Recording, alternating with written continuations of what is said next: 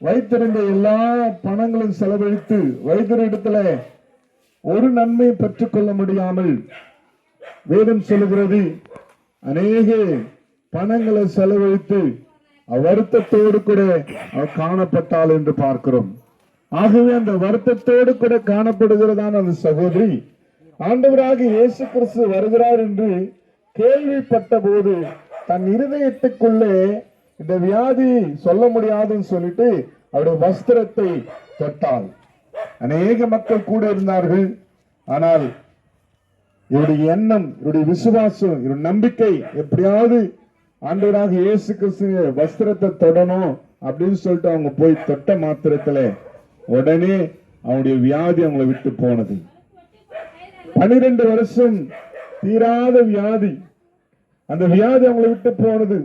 சற்றும் குணமடையாமல் வருத்தத்தோடு கூட காணப்பட்ட அந்த 12 வருஷம் உள்ள பெரும்பாடுள்ள ஸ்திரீடைய வாழ்க்கையில அந்த வியாதி அவளை விட்டு போன ஒரே ஒரு காரணம் ஆண்டவராக இயேசு கிறிஸ்து மேல நம்பிக்கை வைத்தாங்க. இன்னைக்கு நாங்க சொல்லிக் கொண்டு இருக்கிற ஏசாமி கிட்ட நீங்க நம்பிக்கை வச்சா போதும், அவர் மேல் நம்பிக்கை வச்சா போதும், உங்களுக்கு ஏற்பட்டு இருக்கிற உங்க வாழ்க்கையில இருக்கிற எல்லா வருத்தங்களையும் அவர் உங்கள் துக்கத்தை சந்தோஷமாய் மாற்றுவார்.